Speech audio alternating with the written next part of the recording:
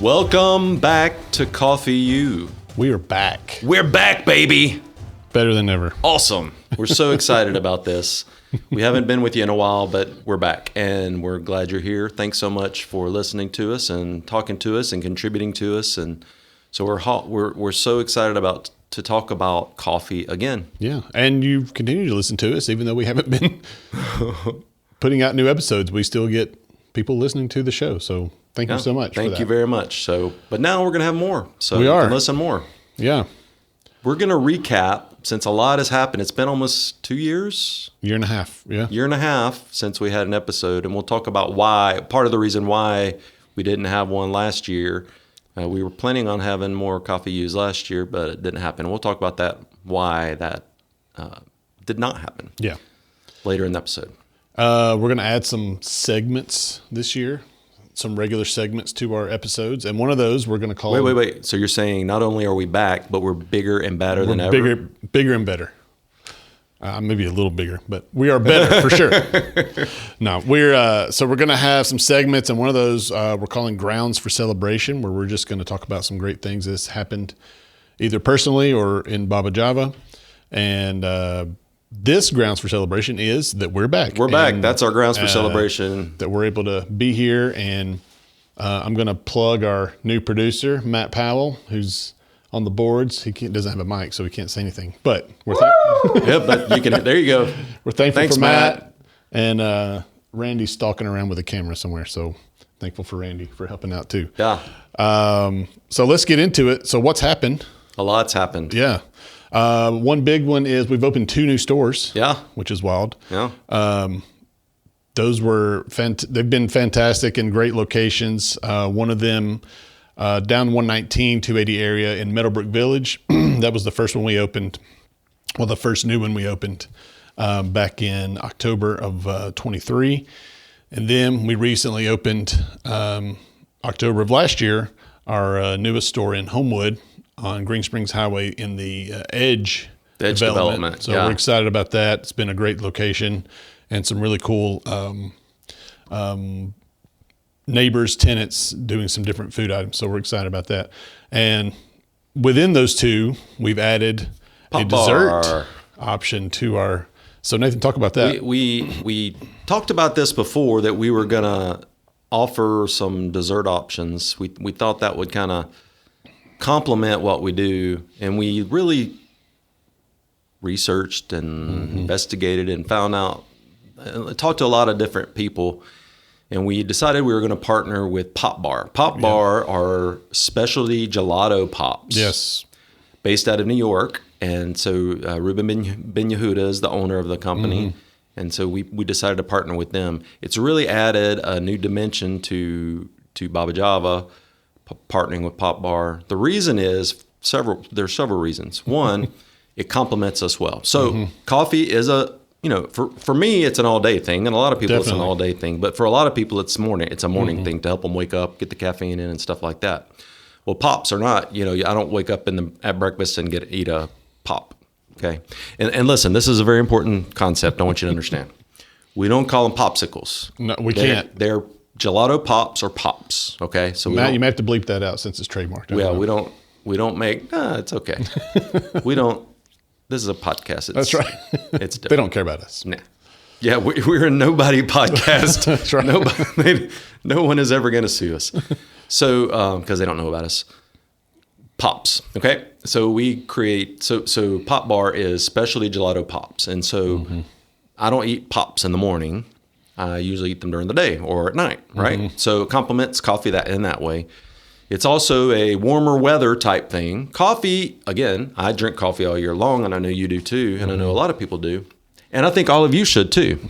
Coffee is a all day thing, and it's an all year thing, no matter what the weather. All right.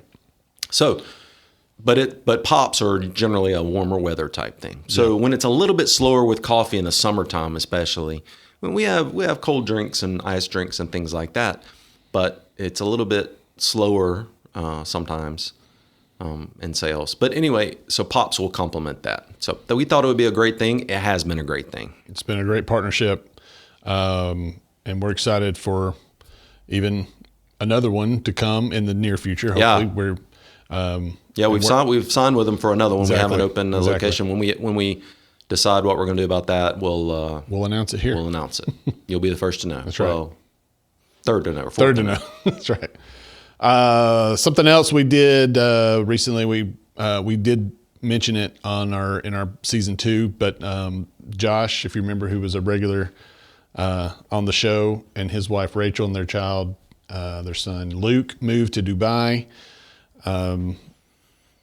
January, right? February of last year. Yeah, February of last year. Yeah. So just a quick overview. They went there, set up green coffee sales in the Dubai Multi-Commodity Center, and have been selling green coffee and been doing a great job. We're going to hear from them later in the next couple episodes, so we won't go into super detail about that. But Nathan, anything you want to add? Yeah. So it's been great. We decided Josh, he went to school for. He's my son. I think you all know that. Joshua Parvin, and his wife Rachel. And listen, Josh and Rachel, they can do and go do whatever they want to do. Mm-hmm. We don't really, it is what it is. When you have adult children, you want them to be close and spend time with them and stuff. But they're adults, so they can do whatever they want to do. But they took our grandson with them. Man. So that hurts. That does hurt. A stab in the back. Yeah, but it is what it is. That's the only thing that kind of held us back from wanting them to go. But anyway. Hi, Luke. Love you, buddy. Anyway, so yeah, Josh went to school for international business. He knew he wanted to go internationally to do business. And so they planned for this for a long time.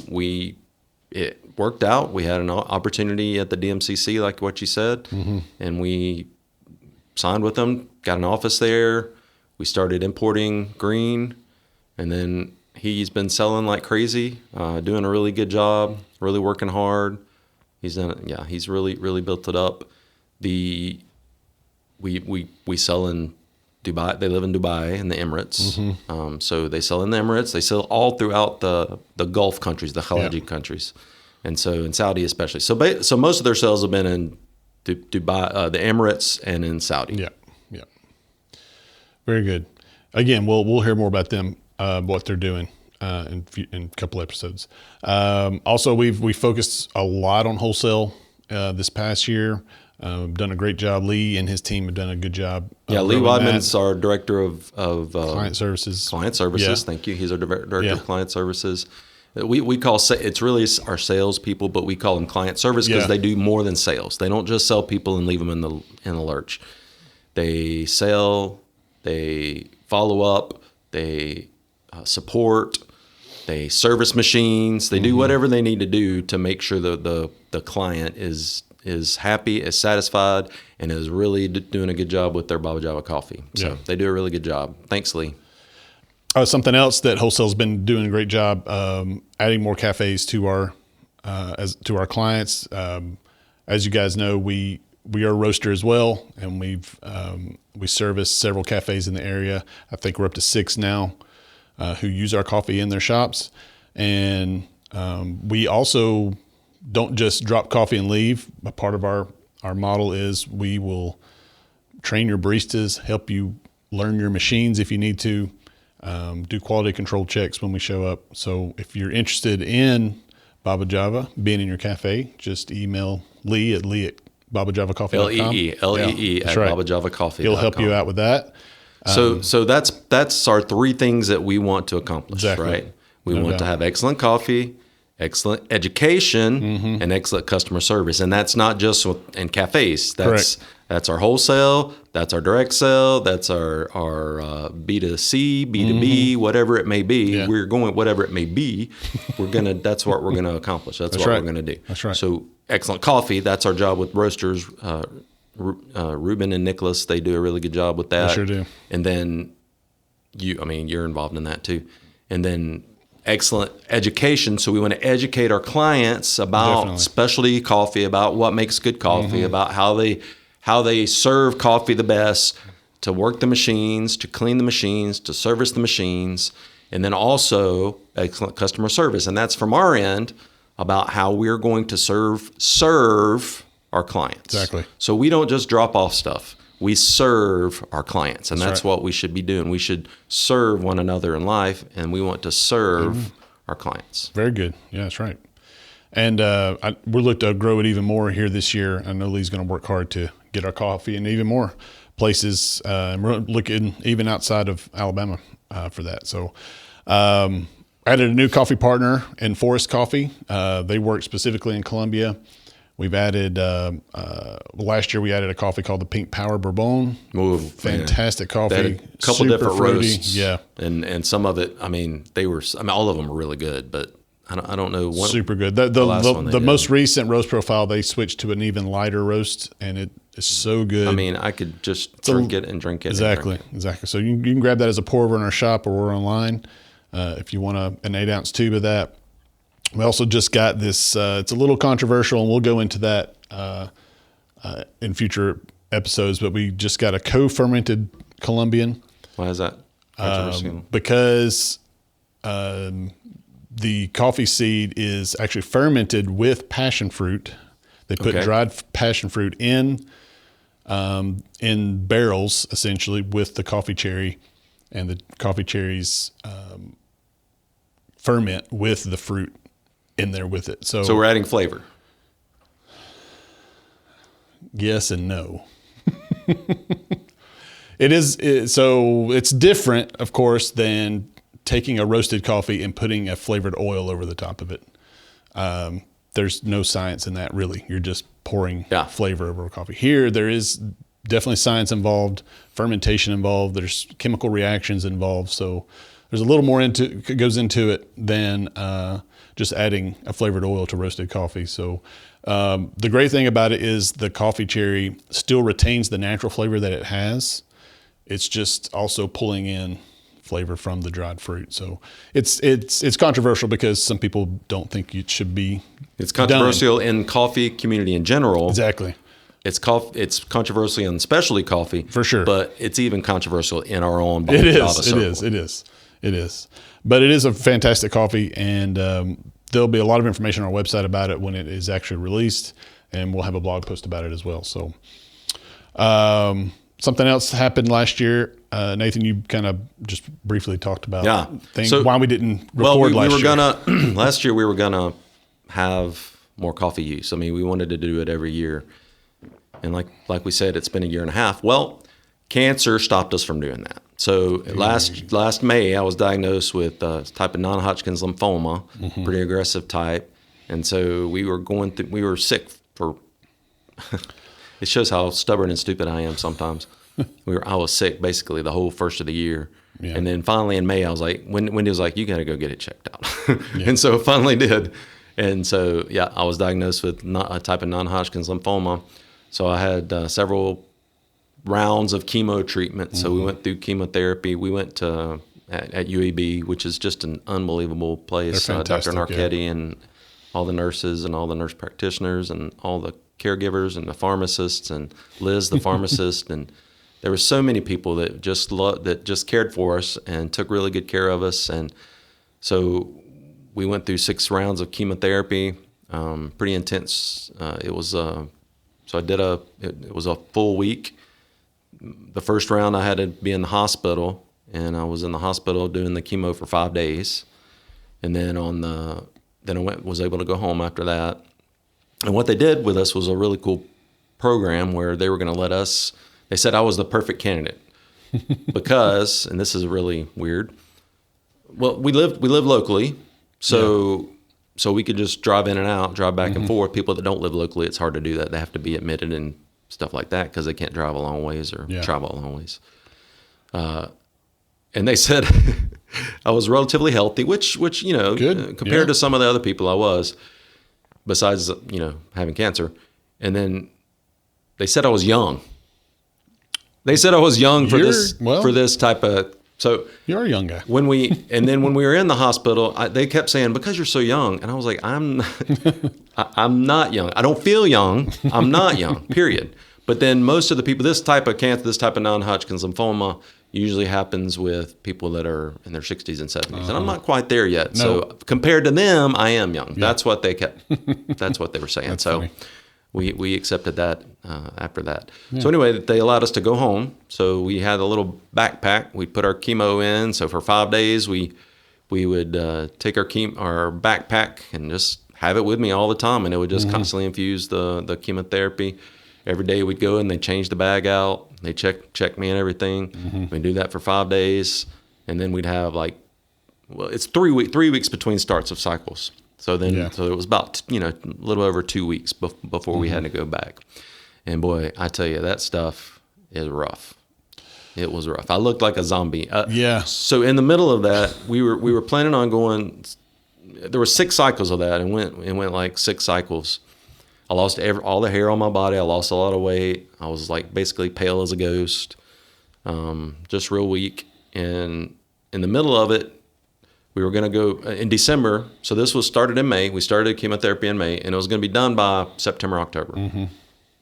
And it was, thankfully. But in the middle of it, we were going to go. We were supposed to go last summer and visit Joshua and Rachel in Dubai, right?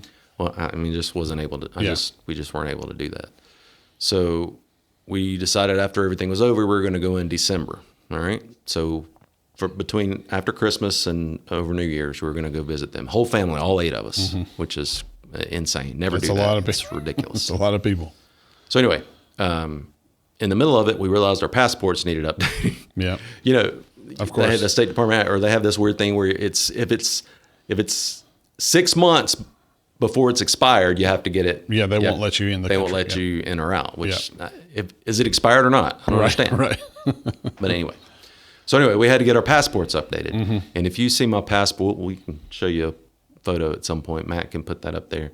But I literally look like a zombie. It's like, I mean. Your new photo? It's, yes, the photo on my passport. I mean. I haven't seen it. I was so white. I'm sure. So pale that on the background is a white background, right? And so when they took the photo, it's like my face blends in with like a ghost. I look like a ghost. I do. Oh man. So anyway, it was crazy. So anyway, we went through all that. Thank the Lord. I'm a lot better now. I kept after it's finished. I mean, it's hard to describe how hard it is on your body and how bad you feel and stuff. So you just plug along. It's just a one step at a time, one day at a time type thing. And so that's what we've been doing. But we finished treatment at the end of September. And so Lord, thank the Lord. We're so much better now. I got my hair back, got my beard back. You actually have more hair than you did before. I know. Isn't it crazy? How does that happen? I don't know. Isn't that crazy? It's wild. No idea. Praise God. No idea how that happened. So anyway, I'm keeping it as much, if I have hair, I'm gonna wear it. So good. Anyway, we did that, and so we weren't able to do CoffeeU last year. Sorry. I had cancer, but so far I'm kicking cancer's butt. You are. So praise God. So praise the Lord for that. And we're glad to have you. And we're moving forward. That's right. So our last, we have 2 more segments. You guys are going to love these segments. I'm just telling you. They're amazing. So awesome. First, we're going to do is coffee news from around the world. The thing that's on everybody's radar right now in the coffee world is the C market. Just quickly, the C market is basically the price of coffee that's under specialty. So it's the commodity coffee. So as we've talked about episode 1 ad nauseum, specialty coffee is any coffee that is graded an 80 or above out of 100. If it's graded under that, it has to be traded on the C market. And the C market typically doesn't affect us at all. No. It has no bearing on us because we're buying based on quality, and we negotiate those prices with either producers or farmers directly. So what does the C market price usually run? So, I mean, as of a year ago, it was in the $2 range, $2.50. Again, doesn't bother us. But is that per kilo, per pound? That's per pound. It's traded per pound on the commodities market. But about a month ago, actually, when we were in Dubai for World of Coffee, it was over $4 a pound. And it was all anybody could talk about at the World of Coffee. And specialty markets especially were very, I don't want to use the word scared, but they were heightened about that. And they're kind of spooked. Specialty prices spiked big time during that. It has dropped back down under $4, but barely. Yesterday, I think it closed at $3.95. So that's still barely under $4. Yeah, it's still very high for commodities. So what that's causing is a spike in specialty prices. So we actually we're pricing out specialty coffees from a few different producers we use, and we couldn't find anything under $5 a pound. So, unfortunately, that means that consumers will feel that as well because you have to raise price on roasted coffee. So, if you see raised prices at Baba Java, you know why. Coffee prices have gone up. So hopefully we'll see a decline in that. The biggest thing is there's been a drought in both Brazil, which is the largest producer of all coffee in the world. A lot of Arabica comes out of there, especially as well. And Vietnam, which is the largest producer of Robusta. Can you believe Vietnam's having a drought? No, I mean, it's a rainforest jungle. So both of those countries having droughts this past year has really hurt commodity coffee. So we'll be on the lookout for that. Hopefully we won't have to raise prices much, but just being... Yeah, I'm sorry. When you see that on the shelf, you'll know why. Yeah. And then the last thing, our last segment, we call it Baba Beat. It is what's coming up in Baba Java. April 14th, we're going to have a home espresso class. Ooh, that's fun. Always popular. We've done a couple of those. It'll be led by our head barista, Abby Phillips. It'll be at the Homewood store. It'll be from 6 o'clock to 8 o'clock. You can purchase tickets online. We'll have a link in our show notes where you can purchase those tickets. Seating is limited. We're limiting it to 15 people so that everyone can have hands-on with an espresso machine. So get those while they're hot. They'll be hot. Hot. All right, that's it. Hot tickets. Good first episode, Nathan. What do you think? Great to be back. It's great to be back. Thanks so much for being patient with us and bearing with us. And we look forward to talking to you next time on CoffeeU. Hit the music.